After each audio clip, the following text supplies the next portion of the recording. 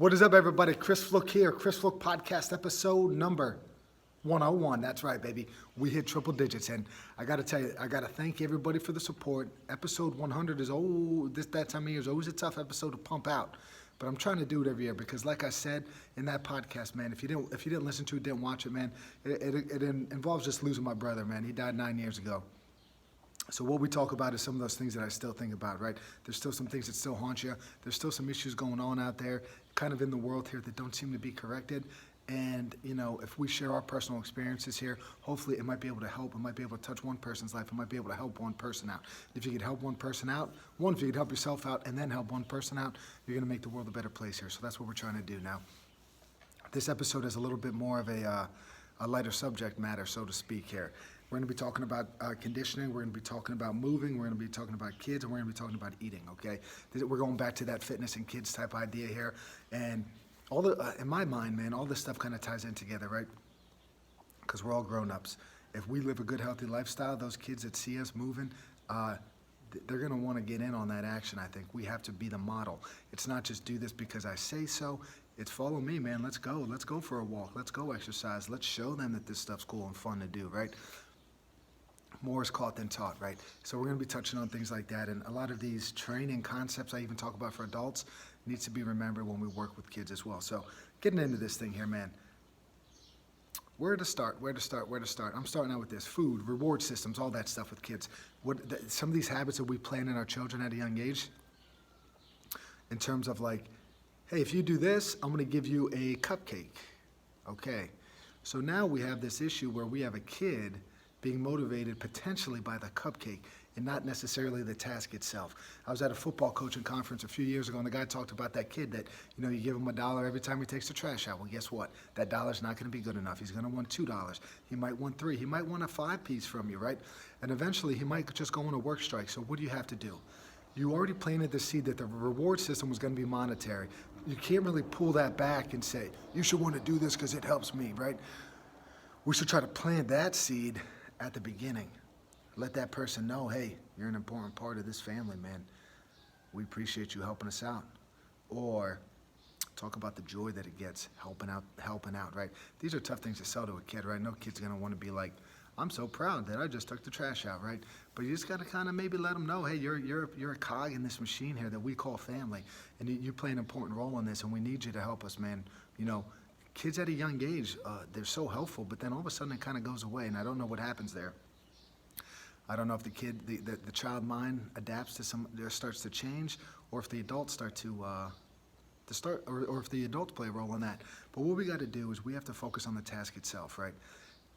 If there's a hill to climb, there shouldn't be a cupcake waiting at the top of that hill. What should be at the top of that hill is a feeling of joy, pride, all of that stuff, because you just completed a tough task. So when we plant the seed with some of these reward systems here, you know, we shouldn't reward actions that we want them to do for that extrinsic, you know, or that external reward. We have to keep that in mind, and I think that even applies to if you eat X, if you eat your broccoli, I will give you ice cream, because now you're putting a negative connotation around the broccoli and a positive around ice cream. You see where I'm going here? All you're trying to do is get your kid to eat broccoli in that moment.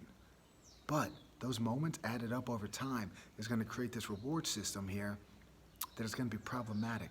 And now the kid's going to, like the kid with the garbage, he's either going to refuse to do it, go on strike, or maybe want 2 scoops of ice cream next time.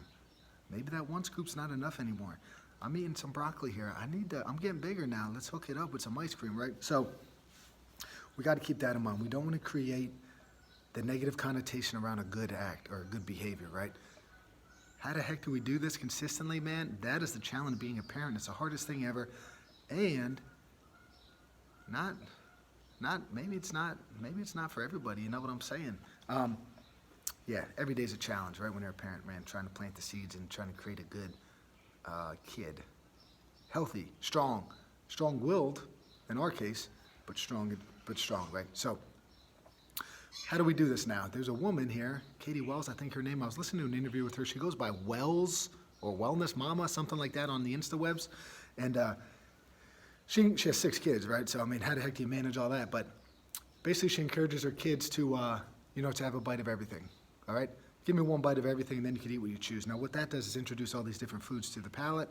The kid might decide they might want to have 2 bites of that carrot, or 3 raspberries instead of just the 1, or a bunch of potatoes. Like my daughter, she'll eat potatoes all day and all night, right?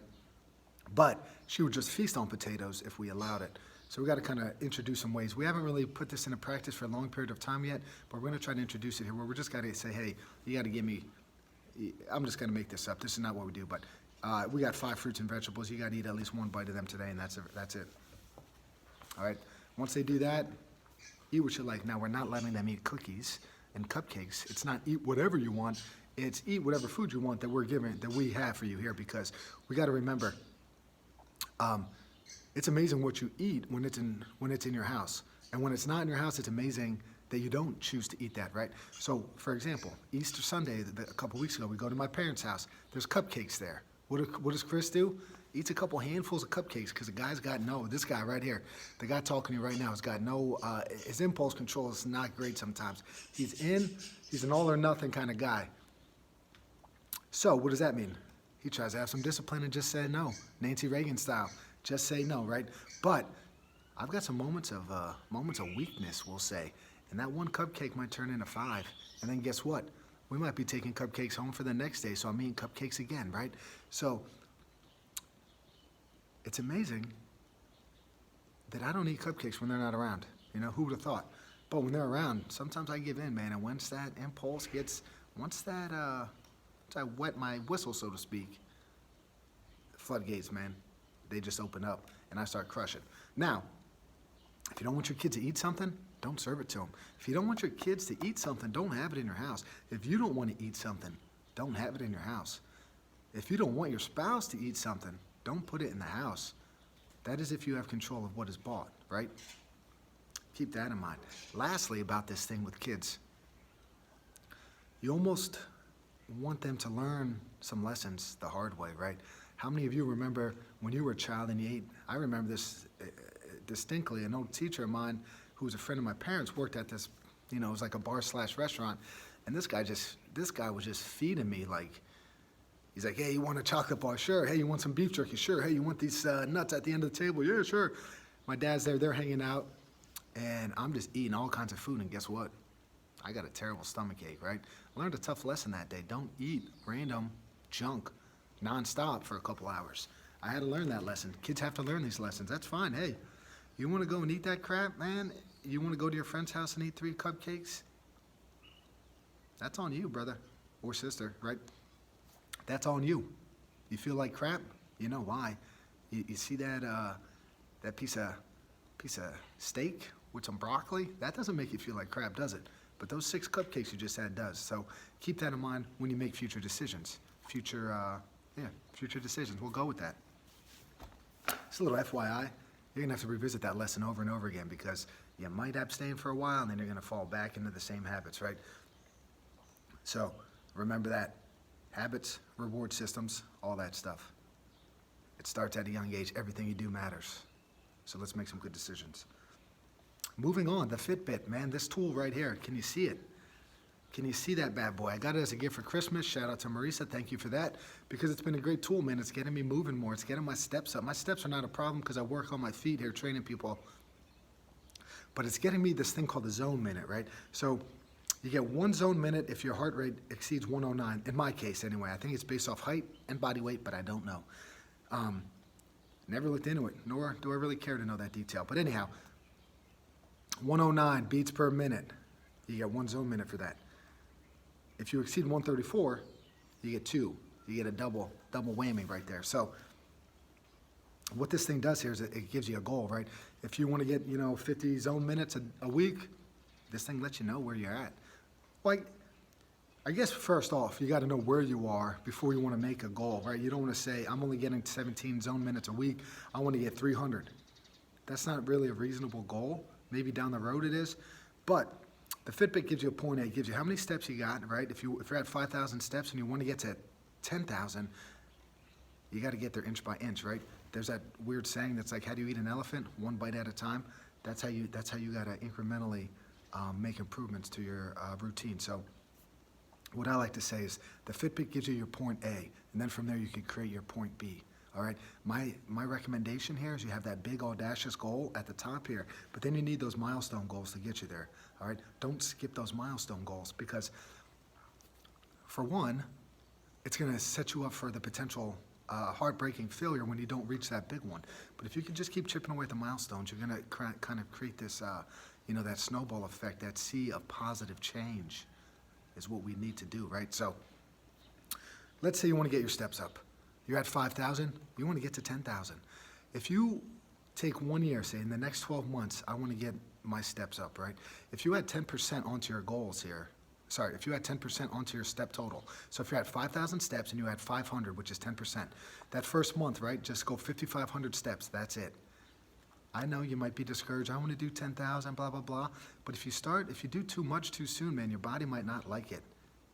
And if your body doesn't like it, your mood day to day, if you're sore, you're hurting, this or that, it's gonna be, I've been sore lately and I'm like in a terrible mood. I'm like getting up, my arms, my triceps, I'm like, Jesus, this stinks. So your daily life kind of takes effect when you're walking around sore, beat up. So with that being said, don't do too much too soon.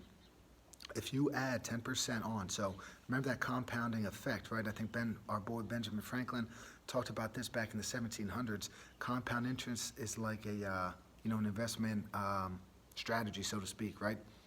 You put the money in the account and you let it grow and you let it grow. So if you're at 5,000 steps and you add 10%, right? That puts you at 5,500. Keep that going for a month. Now, if you take 10% of 5,500, that's 550 steps. So in month 2, you add 550 steps per day to your total. And you keep doing this. And as you can see, that number grows from 500 to 550, all right? And then from there, the number you add each day is going to grow, where at the end of the year, you're going to be doing over 15,000 steps. If you add 10% on each month, that's all you have to do, just a month, right? And I talk about it with strength training stuff. It's like, all right, say you're at 85 pounds. Let's just add 5 pounds a month.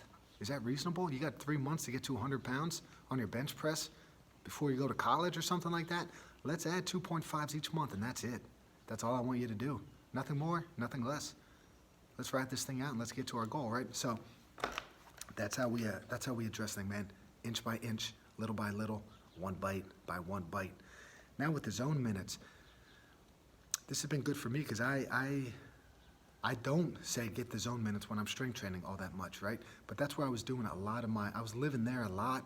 I was relying on that a lot, and then my walking, say, as my form of exercise. But then the more I listen to, the more I read, your lung capacity. They found some, in the book Breathe, they talk about this. So I don't know the studies off the top of my mind here, but I know I just read it in that book. Lung capacity is the #1 indicator of longevity in life. So if you have big, strong, healthy lungs, you're going to live longer. That was the one thing. There's thousands of people involved in this study over decades. They found it was lung capacity, right? So if we can improve our lung capacity, we're going to live a good life. How do you do that? Cardiovascular training. You have to walk, right? Steady state cardio. You have to be active, moving around. Nose breathing, right? If you just go for a walk, try to go for a walk with your nose only, right? Big inhale, and then a long exhale through the nose, right? Because you want to totally fill those lungs up, and then you want to totally empty the lungs, and then repeat that. That's what's training those lungs to grow and expand, all right? Nose only breathing helps that, all right? So if you're walking, try the nose only breathing thing. If you add some running, some stepping, some stair climbing, some swimming. I'm going to try to get some swimming going soon. I don't know what the heck I'm going to do here, so if you're a swim instructor, I might need you. I might need some help. Add some swimming to the mix. Biking, all of it. Try to get those lungs going a little bit. And this zone minutes with the Fitbit gives you a measurable tool to make improvements day to day. So if you're only getting 17 a day, you take that 10% strategy that we did for the steps, and by the end of the year, you're going to be hitting big numbers here. And I didn't do that math off the top of my head, so I can't give it to you right now. But you're going to be hitting a lot more due to that compounding effect, right? And the better condition you become, right? We all want to be in better conditioning, right? The longer it's going to take for you to get that heart rate up, right? And that's just the way it goes, right? So we're going to get in better shape, and it's going to take us longer to get our heart rate into those zones, which means we might have to train a little bit longer. And because of that, we're going to continue to be able to make progress over time. So you can't just say, I got my zone minutes in 30 minutes. Let's just say your goal is 30 zone minutes, right? Say it takes you 30 minutes to get 30 zone minutes. Well, the more you do that, the better condition you get, the more your body's adapting to that act, that in order to get 30 zone minutes, you might have to train 38 minutes next time. So longer training time means a better, stronger, healthier version of yourself, which is what we're all kind of working towards, all right? Now, lastly, speaking of that training, when we try to create a program or a plan, we have to keep one thing in mind, and that is the intensity in which we train. Now, a few weeks ago, I was at a conference, and this guy just presented on high-intensity interval training. And what he used there, a big part of it was Tabata, all right? The Tabata Protocol is like thrown out there a lot. It was named after a man, Izumi Tabata. He created this protocol. It's basically 8 sets, 20 seconds on, 10 seconds off, right? It's cool structure, right? But then I hear about these classes that are doing double Tabatas, 40 on, 20 off. Well, then it's not Tabata. Doing 16 rounds of it, it's not Tabata. It's supposed to be 8 sets, 20 on, 10 off. Why is it only supposed to be that? It's because your training intensity has got to be so hard that at the end of 8 sets, you're on the floor, exhausted. There's no lollygagging. There's no talking to your buddy. You're supposed to train at a super high level, right? With Tabata, 170% of your VO2 max. How do you figure out your VO2 max? I don't know, right? I don't know how we do that day to day. If you're in a studio doing an exercise class, I don't know how you're going to know what that is. But what I do know is this: it's going to be at a rate you're not going to be able to talk. All right, you're not going to have a conversation with your buddy while you're doing it. You have to push hard, get yourself out of breath, recover for a little bit. You only got 10 seconds, and it goes quick, and then you're back on again, and you just keep pushing that pace and pushing that pace. Because the only way you're going to get those positive effects from high intensity, right, interval training, is by pushing hard. And that's one of the great tools that you could add in your program here. I think the kettlebell is a great tool for the high intensity stuff. The study, the research and all that stuff has people on bikes, like bike sprints. Maybe you get that the fan bike out, the old Airdyne, Schwinn type, whatever the heck they are. You get the fan bike going. You get some rowing going. You get some acts that are just freaking tough, right? And you get after it. So you got to remember, it's the intensity that matters. It's not the protocol that brings you, miraculous results. It's the intensity at which you train that brings you those results. And again, the better condition you get, the harder you're going to have to work to get those results. And that is a good thing, man. I hope you guys like this episode. It's a little bit more fitness. It's a little bit more parenting. Those are two of the subjects that I like to discuss.